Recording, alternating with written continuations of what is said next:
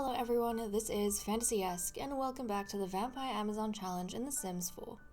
We are following the reign of Queen Darling Cloudy Snarl, who has recently welcomed Princess Nimue to the main court. The youngest princess has been quick to settle in, but is already taking precautions by staying out of her family's way. She can see the decaying morals of her mother, and worries for the survival of the Dark Pounds family. But at the end of the day, she knows the wisest thing to do is not get involved. There's enough mud in the mix as it is.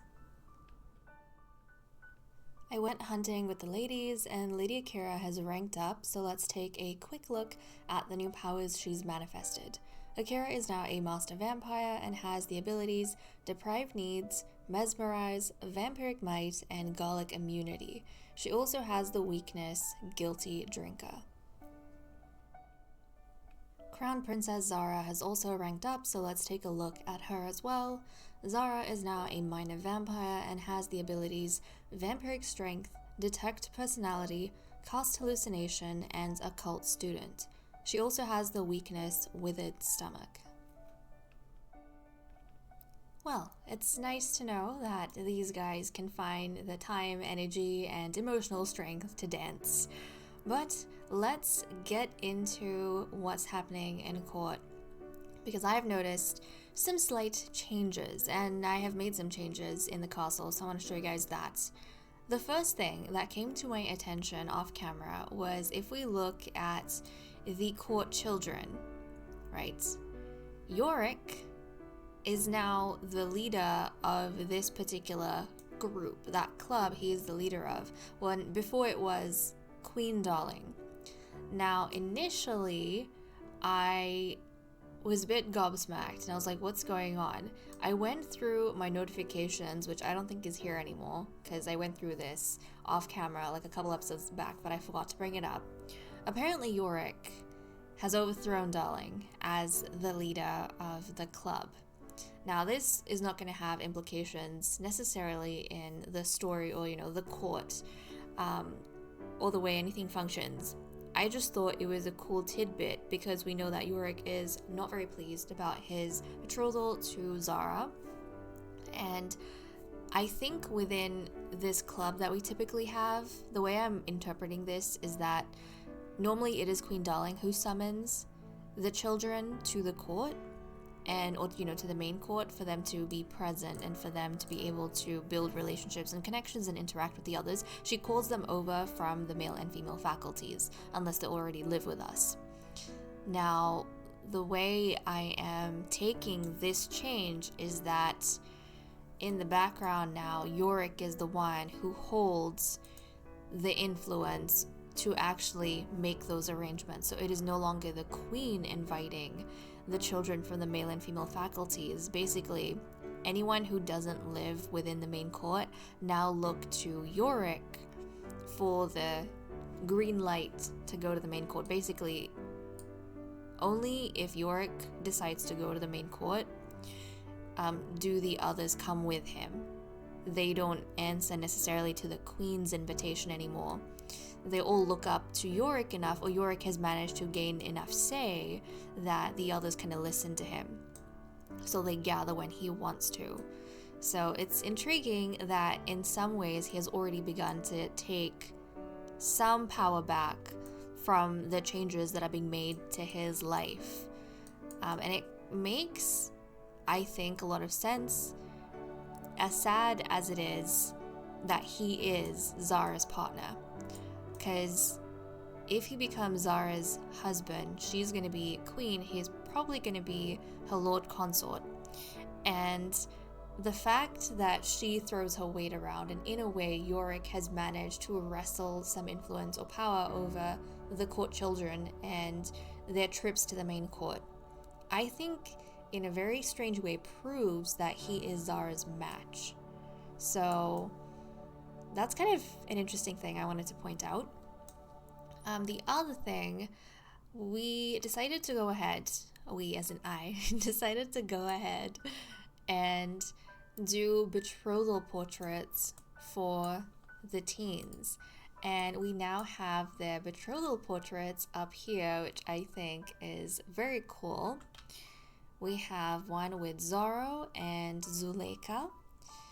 And I feel like you can kind of see that Zoro is pleased with himself. Zuleika is being polite, but I don't see a lot of happiness on her face. And then we have one with Zara and Yorick. Yorick clearly is trying to smile through his pain. Zara is very, very happy and feeling confident with herself. Now, I wasn't initially going to do any portraits, but I kind of figured that it might be nice for us to remember what it was like when they were teens and they got betrothed, because there is actually no guarantee that this is gonna pan out into a marriage. What if something happens to one of them between now and them getting married, where they end up dead or exiled? I mean, we don't know. So I wanted something for us to be able to remember this moment by, in case something changes in the future. Even if it doesn't, it would be intriguing to see how they started off and where they end up. Like if Zuleika and Zara end up really in love in the future and they started off not so much on good terms.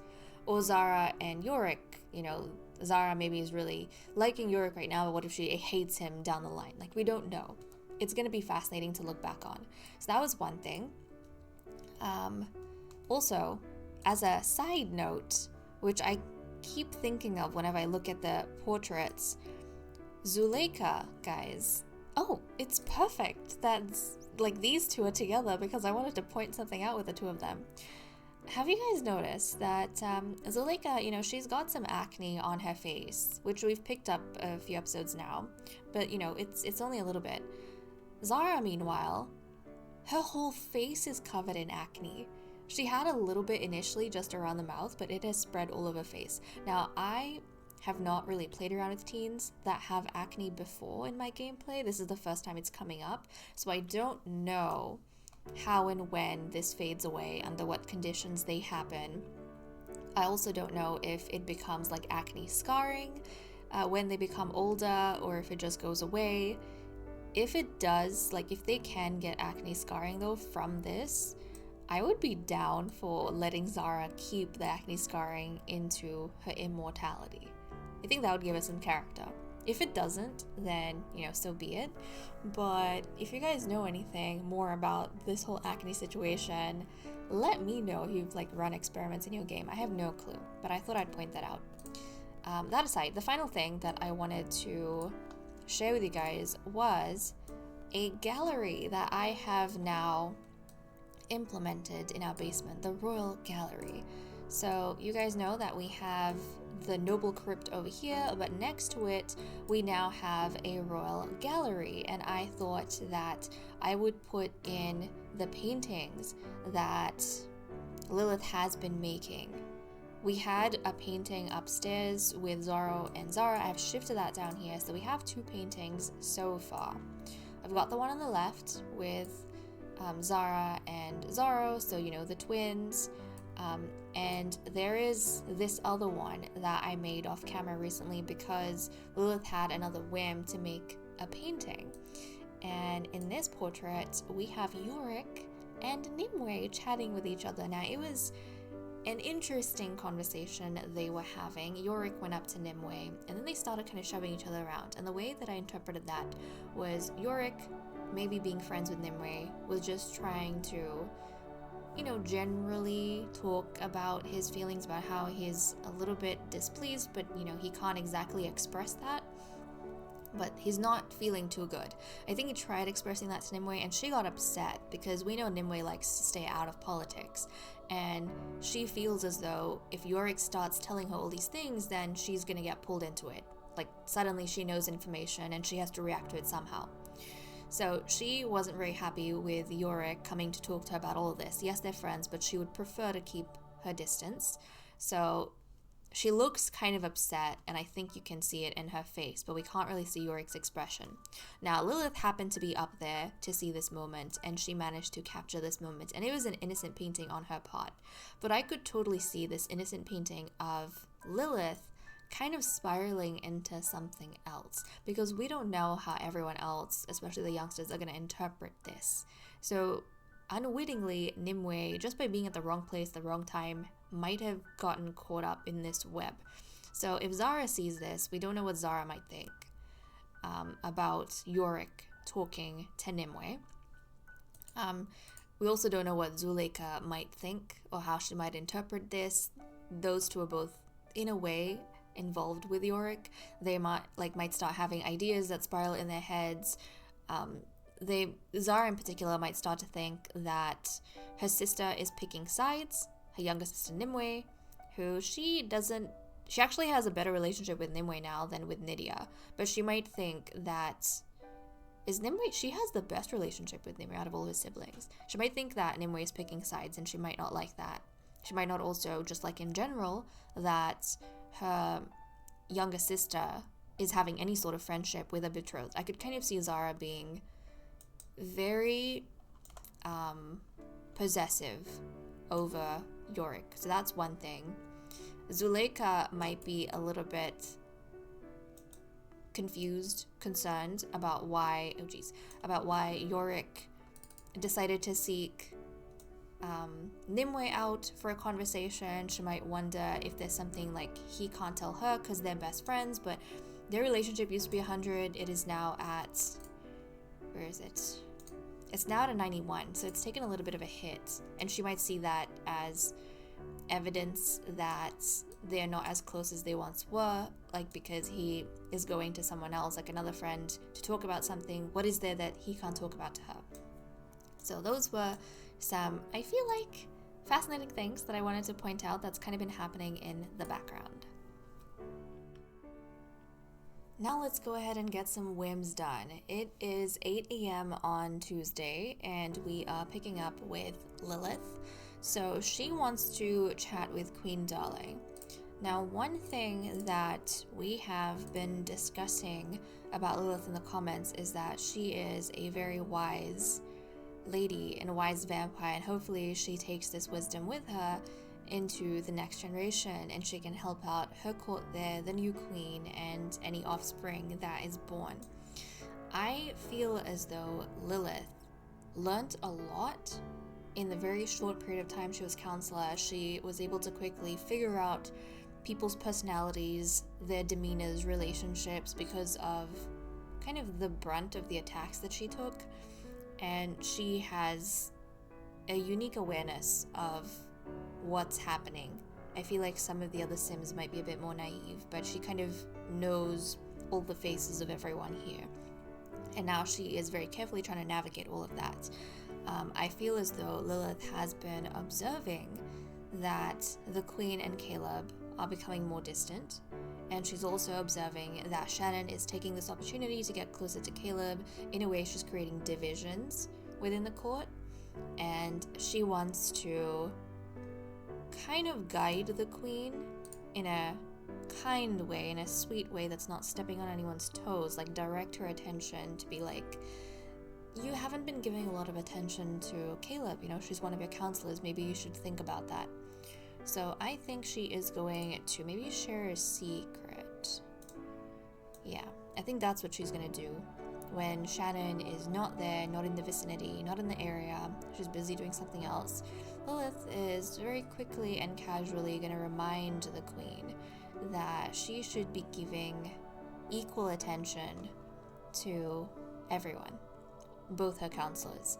She's quite focused on Akira, but don't forget that Caleb is also someone who you have cherished in the past.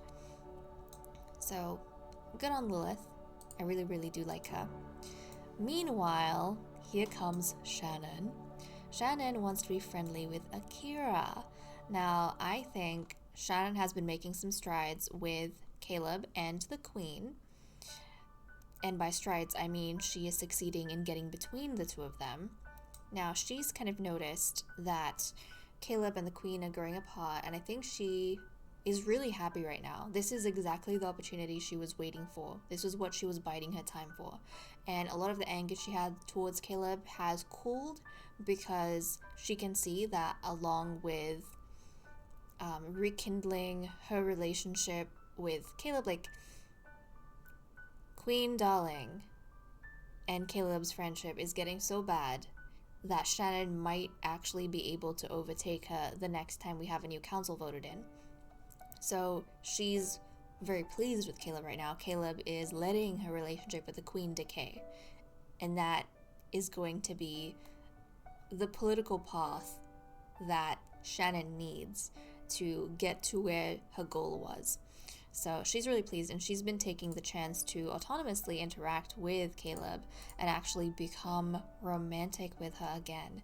She had a 0 romance with Caleb. She now has a 22 romance with Caleb. So she has been getting in there basically. But I can see her trying to do the same thing with Akira, or trying to become close friends with Akira and then find a way to divide Akira from the queen, like separate them somehow. So Lilith, okay, look at that. She is becoming a perfectionist. You know what? Since Shannon kind of walked in, just as Lilith kind of finished, thankfully, telling the queen what she wanted to tell her, I can definitely see Lilith trying to make sure that she appears perfect to everyone, or is very perfectly playing this role of being meek, because that is her ticket to safety within the court. So Shannon, let's go find Akira, who is right over here chatting. Oh, what's happening? I think this was just her getting that personality. Yep, okay. So let's go to Akira, and let's discuss interests. I don't know what interests they would have. None.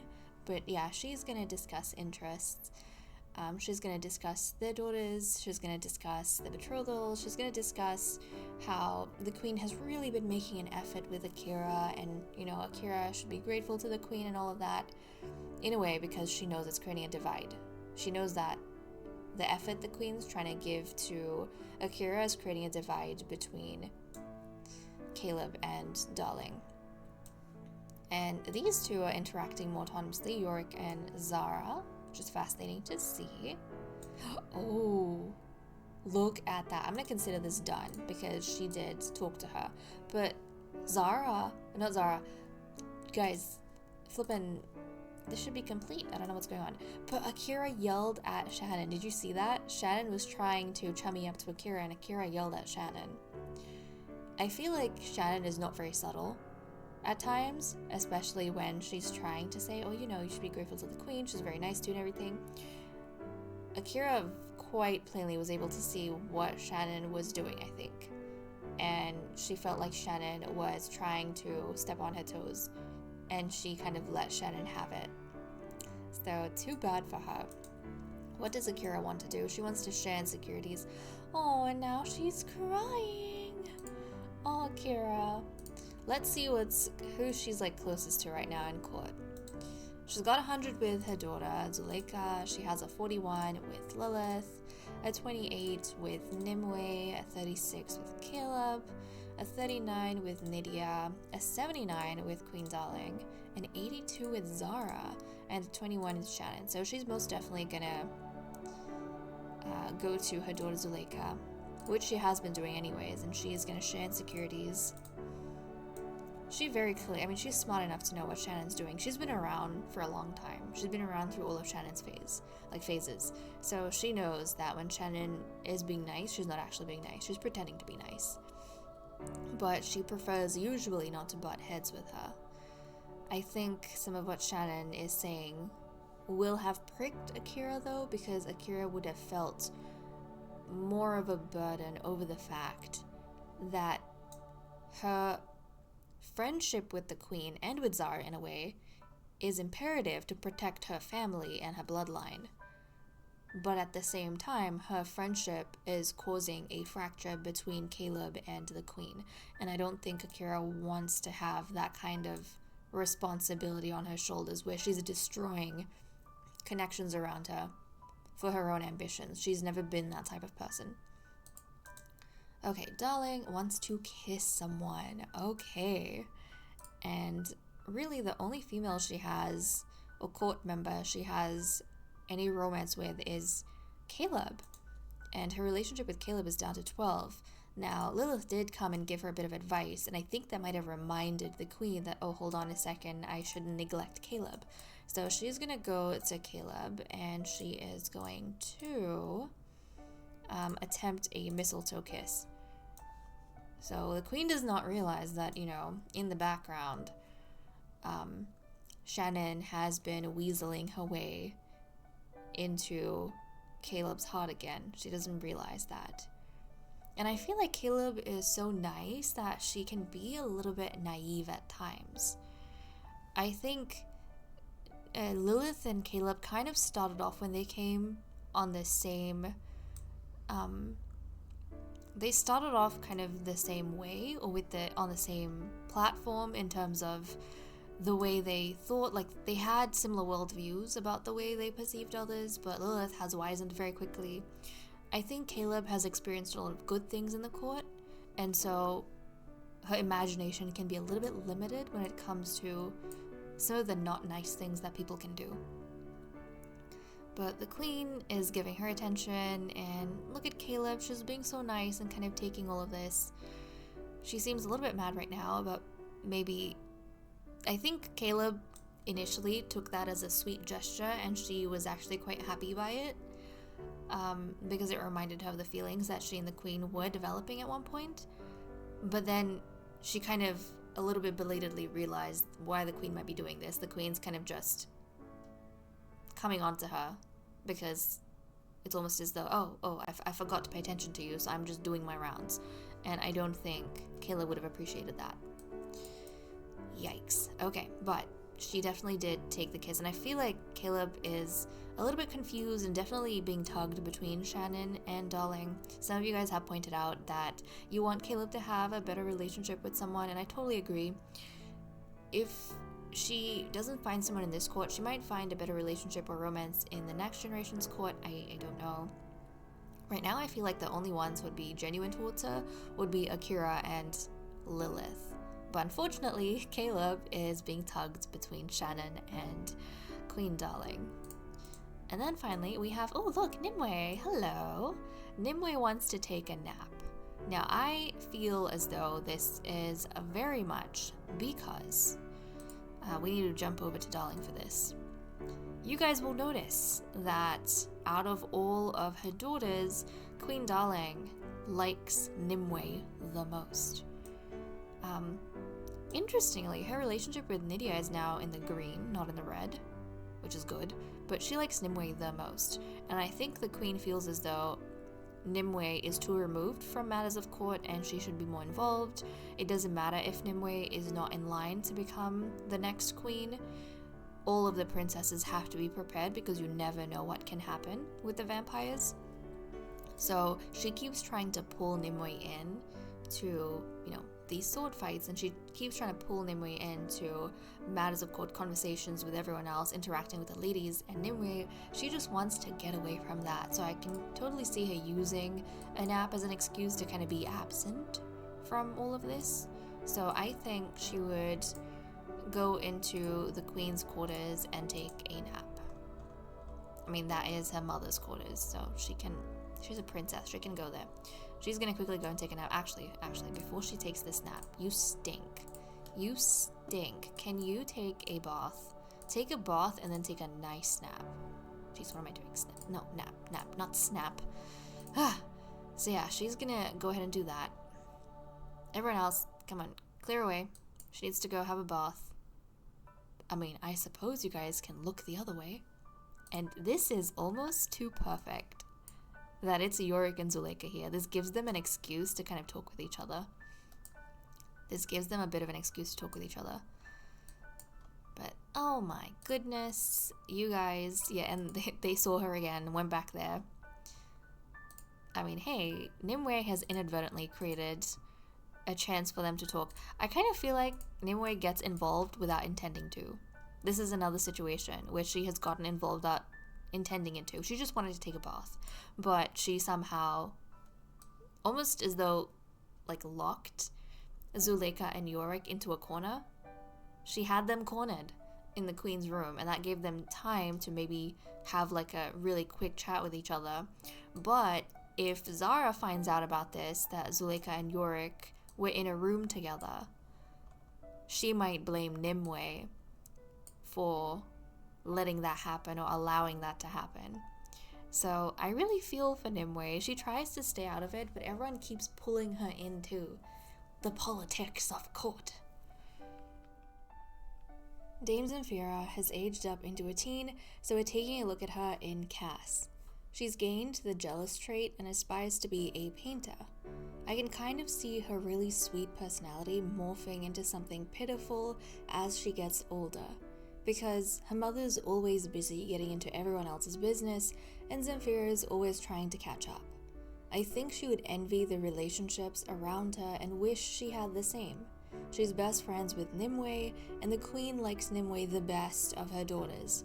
Even Zuleika has the closest relationship with her mother. But Vampyre has been missing out on that. So it also makes sense that she looks up to Lilith a little bit and the way she paints life around the castle. I think Vampyre might especially feel the importance of leaving a trace. She also likes cerebral sims, which makes me think she's observed the quiet intelligence in Lilith and feels that there is merit in that. In terms of appearance, I think Vampyre is hands down the prettiest girl we've had born this generation. She's got some slight differences from her mother Shannon, but I actually like her a lot more. She almost feels like a tomboy who's got very feminine features. But that's all we have for Vampyre. Now that she's leaving the female faculty, our main court will finally be complete.